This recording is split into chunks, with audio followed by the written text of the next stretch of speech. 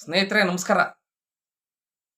ಸಾರಿಗೆ ಸಂಸ್ಥೆ ನೌಕರರಿಗೆ ಬರಬೇಕಾದಂಥ 38 ತಿಂಗಳ ಹಿಂಬಾಕಿ, ಜೊತೆಗೆ 1/1/2024ರಿಂದ ಪರಿಷ್ಕರಣೆಯಾಗಬೇಕಾಗಿರೋಂಥ ಹೊಸ ವೇತನ ಒಪ್ಪಂದಕ್ಕೆ ಸಂಬಂಧಪಟ್ಟಂತೆ ನಡೆದಿರುವಂಥ ಮಾತುಕತೆಗಳೇನಾದರೂ ಅಂತಾರಾಜ್ಯದ ಗಡಿ ವಿವಾದಗಳಲ್ಲಿ ಅಥವಾ ಅಂತಾರಾಜ್ಯ ನದಿ ನೀರಿನ ಹಂಚಿಕೆ ವಿಚಾರಗಳಲ್ಲಿ ಇಷ್ಟೊಂದು ಸಭೆಗಳು ನಡೆದಿದ್ರೆ ಬಹುಶಃ ಆ ಸಮಸ್ಯೆಗಳು ಪರಿಹಾರ ಆಗ್ತಿದ್ವೇನೋ.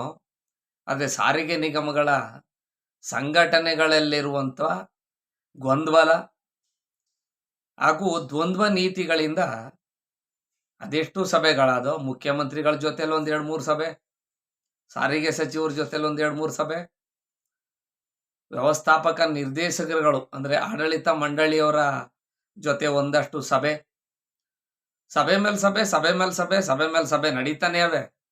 ಆದರೆ ಫಲಿತಾಂಶ ಮಾತ್ರ ಶೂನ್ಯ.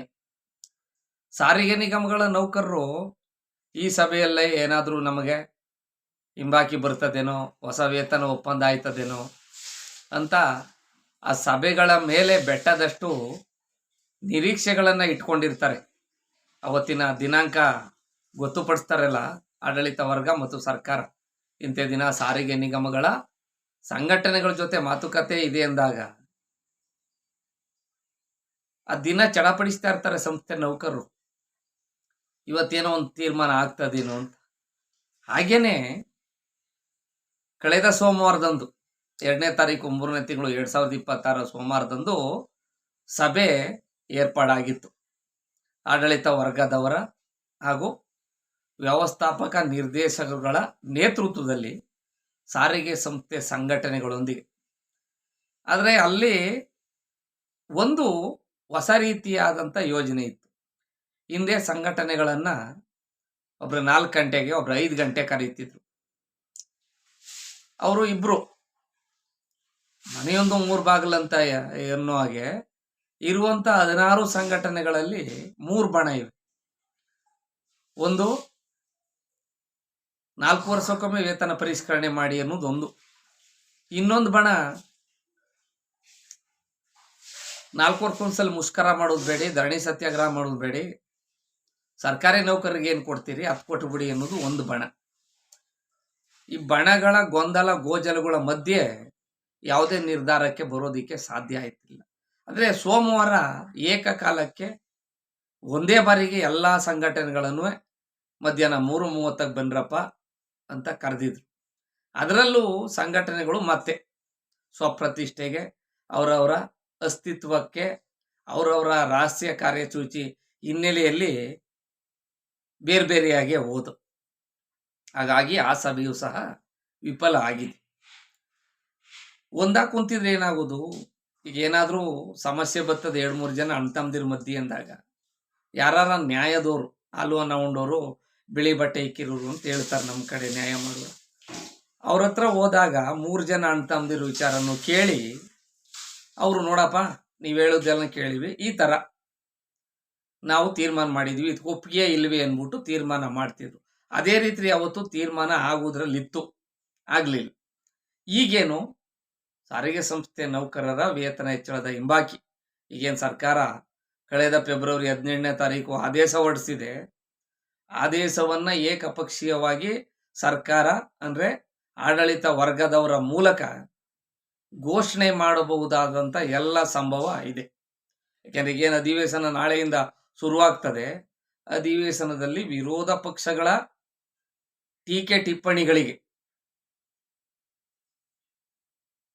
ಆ ಟೀಕೆ ಟಿಪ್ಪಣಿಗಳಿಂದ ಮುಜುಗರವನ್ನು ಎದುರಿಸಬಹುದಕ್ಕೆ ಬದಲಾಗಿ ಯಾರಾದರೂ ಜನಪ್ರತಿನಿಧಿಗಳು, ವಿರೋಧ ಪಕ್ಷದವರು ಅಥವಾ ಆಡಳಿತ ಪಕ್ಷದವರೇ ಸರ್ಕಾರದ ಗಮನ ಸೆಳೆದ್ರೆ ಆ ಕೂಡಲೇ ಸರ್ಕಾರ ವ್ಯವಸ್ಥಾಪಕರುಗಳ ಮೂಲಕ ಆದೇಶ ಮಾಡುವಂಥ ಎಲ್ಲ ಸಂಭವ ಇದೆ.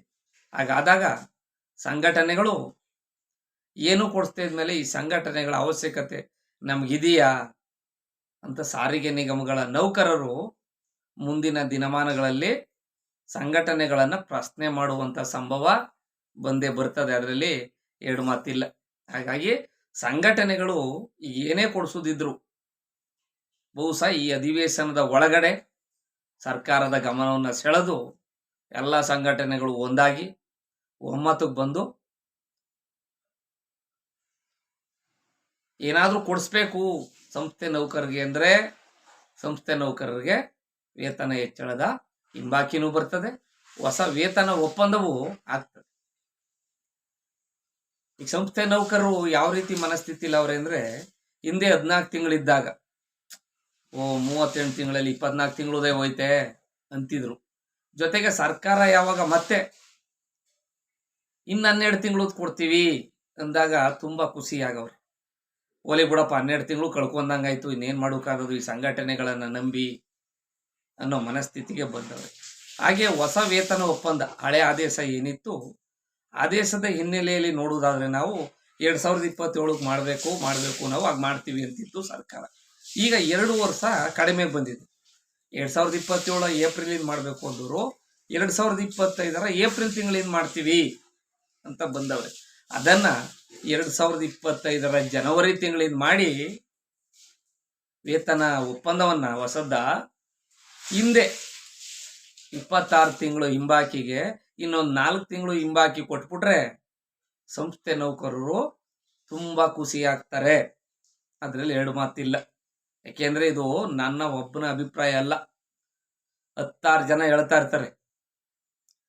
ಸರ್ಕಾರ ಈಗೇನು ನೋಟಿಫಿಕೇಶನ್ ಮಾಡಿಸಿದೆ, ಅನುಮೋದನೆ ಕೊಟ್ಟಿದೆ ಆದೇಶ, ಅದನ್ನ ನಾವೇ ಸ್ವೀಕರಿಸೋಕೆ ತುಂಬಾ ಸಂತೋಷದಿಂದಿದ್ದೀವಿ.